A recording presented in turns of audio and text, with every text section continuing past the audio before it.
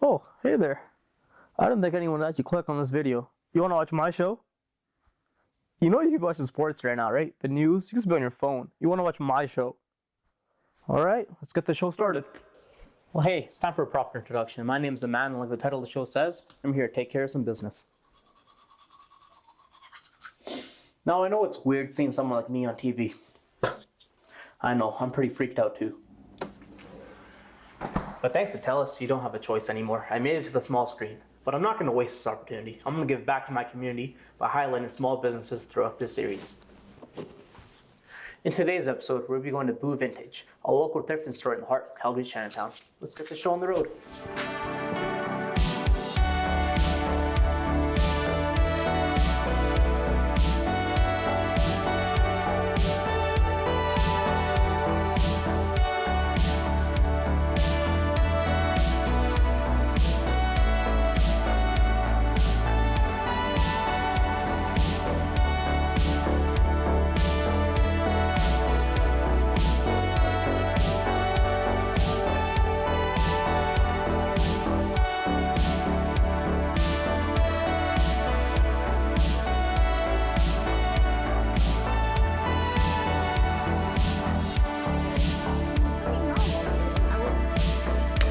I'd like to welcome our first guest onto the show, Hannah, the owner of Boo Vintage. Hannah, how are you doing today? I'm great. Thanks for having me. So can you tell us, how did you first get into thrifting in the first place? So growing up, my mom actually bought like most of her own clothing and me and my siblings' clothes from thrift stores. Really? So just the normal way, I guess. Any particular stores like you had back in the day? Back in the day, good question.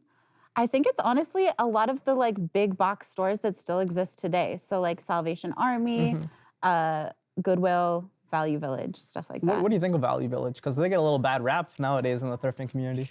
Well, they're definitely like filling a big gap that existed before.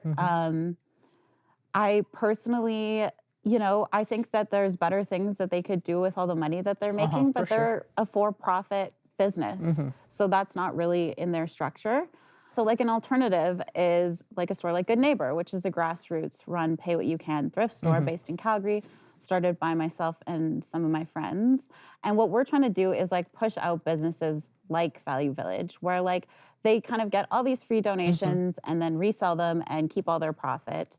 So personally, I don't donate a whole lot to like big nonprofits or organizations, just because they have so many inefficiencies. Again, not to say that they Honestly, don't do. it goes up to the higher ups more than anything, right? That's Exactly. what it is. They have that corporate structure. So it's just different. And I'd rather like give the person who needs $100 to pay for their rent or whatever it is. So like your location is very beautiful. So like, why did you pick this location exactly? So I would say that the location kind of picked us. Really? Yeah, we had a friend who is involved in organizing in Chinatown, and she was approached by the people that run this building who are quite old, and they were looking for a tenant, and she works as a property manager. So she reached out to us and brought myself and my business partner, Rachel, to come and see it. And that was, I think, in May. And we opened in June. So it was a really quick turnaround. What do you think about the fashion scene in Calgary in general? Because like if you go to people like from Ontario, they just think we're cowboys. Got little boots on, little hats. I wish we all wore little boots and hats. That would be so cute. But I think it's growing. And I think that there's a lot of opportunities in a smaller city to do things like this, that to be frank, like I've lived in Toronto and Vancouver, and I wouldn't have gotten those opportunities there. Arts and fashion community is smaller in Calgary, but there's more in that the people who are here are really keen. Yeah. They want to help each other. And yeah, things like, lower rent and all that makes it easier in a city. So where do you see this industry in 5 years? Good question. So it's kind of really quickly evolving because even when I kind of like got into it 3 years ago, it looked different than it looks now. Now we have all these like brick and mortar stores in Calgary that are like vintage reseller stores that we didn't really have in a meaningful way before. So I hope that that continues to grow. I really hope also that we're able to kind of find a way so that we can make clothing accessible to everybody. So how do you guys market your business? So honestly, we haven't done a ton of marketing. It's probably something that we'll look into, but Word of mouth has been great. We do Instagram to get the word out. You say like you don't do marketing, like your Instagram reels are very good. Like that's how I noticed you guys in the first place. Well, thank you. So who does like your Instagram reels? So it's a combination of myself and Rachel, but mostly folks who work at Boo. So our employees help out. And we do try and hire people who kind of know what they're doing. Can you tell us what the environmental impact thrifting has? Like positive or negative? Yeah, well, I'm pretty sure it's positive, isn't it? Well, it depends. All right, let's hear both sides. Okay. Well, I think that, of course, fast fashion, Shein, I don't know how to say that. Yeah. All those businesses receive like a lot of criticism because they just like mass produce stuff, put it out there. It's not built to last, and then it ends up in the landfill or whatever. That is the huge glaring issue that thrifting kind of like responds to. Like, if we buy things that aren't new, then maybe we won't have to make so many new things. Okay. So that's great. But I think when you start to run the thrift stores like the evil corporations, that are mass producing clothes, they can start to look really similar in certain ways that are negative.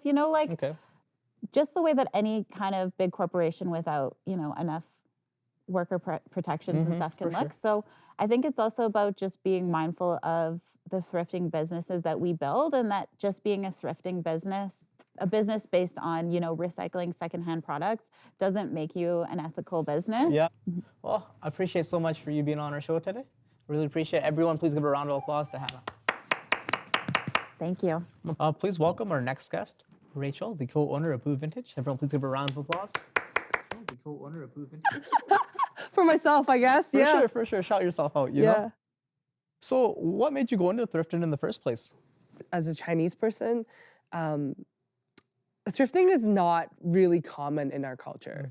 And in fact, I don't know if you know, but in Chinese culture, we sort of like abhor things that are used, and we don't like things that have been touched by other people. And so in our culture, it's really about like new stuff. Every year we get new stuff. Chinese New Year, we have to get new shoes. Immigrants, we love to flex on people. I don't know what it is about our DNA, but we just love doing it. Yeah, it's like, the more money we make, the more new things we can buy, right? So it's been really cool for me to navigate this new world. And I actually kind of got into it because during COVID, we were all isolated. And I was scrolling through Instagram, and I don't know if you ever shopped vintage yourself before, but you might notice that a lot of vintage clothes are actually on the smaller size. Like I would say small, medium, large sizes. Very rarely do we find vintage clothes that are for XL or any sizes above that. Yeah. And during COVID, I actually found an online vintage seller called Bernice Vintage, and they actually sold plus size vintage. That's great. And so I went crazy because as a plus size person, I was like, oh, this is so rare. And I actually bought like half her collection, I have to say. Yeah. So I've really accumulated a lot of her collection. And after I did that, I realized, I'm kind of unemployed right now. And I just finished school, and I still didn't have my first job, and I was spending money I didn't have. So my friends are like, well, Rachel, like, why don't you just do the same thing? Why don't you just resell it? And that's kind of how I got into the industry in the first place. That's a great origin story. Yeah, is by being a huge consumer of it. So like, for you, what's like the best thing you found thrifting, like personally? I would say self-expression. Really? Yeah. Okay. Yeah. Any particular clothes that you found? Just any and everything that I feel like I never had a chance to like really stand out with the way I look. But with my clothes, I can really stand out. And people will just talk to me off the streets because they're like, whoa, like, she's wearing cool clothes. Like, she must be an interesting person. Like, I'm just, like people ask me, where did I get this stuff, That's a really cool thing about thrifting. Like, when you go to every other store, it's all about the brand, right? Yeah. But like, when you're thrifting, it's all about, like, who are you? Like, who are you trying to represent, right? Yeah. That's what I really like about it as well. And every day I can be somebody different. That's a good thing about that as well, right? Can you tell us what the name Boo Vintage? Yeah, totally. It was an idea between Hannah and I, and we were going through a bunch of different names. And then this one seemed maybe the less basic one, and kind of a hidden meaning. So in Chinese, we wanted to still give homage to the surrounding that we're in. And so for bu, in Chinese, it means fabric. Really? Or cloth. So I thought, okay, that's kind of fitting, right? Because like we do sell clothes, but like it doesn't tell you exactly what kind of clothes. It just is, the word really means textiles. Honestly, I thought it had something to do with ghosts, if I'm being honest with you. So it's good that means it has Yeah, a proper it's kind of meaning to it. cool. It has lots of different meanings and connotations. And properly pronounced, it's actually bu. Boo. Am I saying it wrong now? No, that's right. Let's go one more time. Yeah, bu. Boo. Yeah. Okay. And in Chinese, we have 4 different accents. In Mandarin specifically, like boo, boo, boo, boo. I'm not even And gonna we're the try last that one. It's all good. Are there any like local thrifting vendors that you like to use? We've got a great selection of local curators and thrifters that we have in store. Just to name a few, like we have Frugally Yours, we have Maximalist, and then we also have Modern Vintage and Alice Irene from Lethbridge. We have Found For Us Plus from Edmonton, Sick Jacket, and those are just a couple off the top of my head. So like when you're after you get the wholesalers and you're looking through the clothes, how often do you reject them? Oh, can you elaborate a little bit more about what you mean by that? So like let's say they give you a big box of clothes, right? They have. And, like you obviously can't sell them all, right? Yeah. You gotta look at like the best ones. Like what are you looking for exactly? You looking for quality? You looking for like brand names? Yeah. So we always look for things that are vintage. So vintage means that it's 20 years or older. Okay. So that's like the definition of true vintage. And we can tell that through the fabric, through the seams in the clothes, and we can also tell that through like buttons and labels. Labels are incredibly important. So anything made in Canada, made in Korea, made in Taiwan, and I've even seen like made in the British colony of Hong Kong. What, really? Yeah. That's Yeah, wild. or even West Germany. Okay.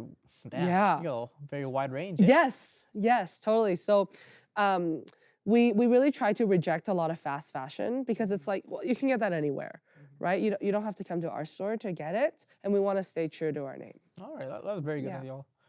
Can you tell us about some of the events that you guys hold here? Yeah, we've done lots of cool things and more cool things to come, that's for sure. So we've done movie nights, we've done lesbian geared and LGBTQ plus Really? That's events. very good of y'all. Yeah, it's really awesome to provide a safe space for marginalized folks. And we've also had markets in here, with different vintage markets and different makers. I think one of my favorite events that we did was an art reception for an artist. Really? Yeah, she had all of her art displayed around the store, and we did an evening reception for people to come view her artwork, and a lot of people purchased her artwork as well. So, How much would you charge a person for one of those events? our guideline is mostly that if you are not looking to make money off the event, so if you were a nonprofit, that we are also not looking to make money off of you. All right, that's great. However, if you're corporate coming in here and you're hoping to make big bucks, then we want a share of that. Okay. So something that's just fair, but we also really want to offer it to people who don't have this opportunity. And if you're running on low budget, we just want to provide a space for people because it's not easy. I think you guys do a very good thing for like the artists in Calgary. We're not represented too much, but like it's good to have a nice little studio space like this. Yeah. Help represent ourselves, Yeah. especially like myself too. Yeah. For my first projects, like I really I love appreciate you being that. on the show. Yeah. Thank you. Thank you so much for coming on to the show. Take care, Yeah. everyone. Thanks so much for having All right, us. no worries. Yeah. It was a pleasure.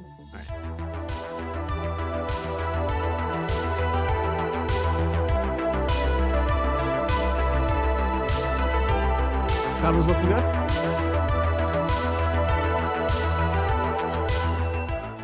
Oh, hey. I didn't expect you to still be here.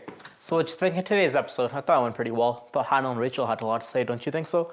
I mean, like, you watched the full episodes, like, probably. So if you liked today's episode, please watch our next one where I find the best board game cafe in Calgary. Remember, my name's Aman, and take care.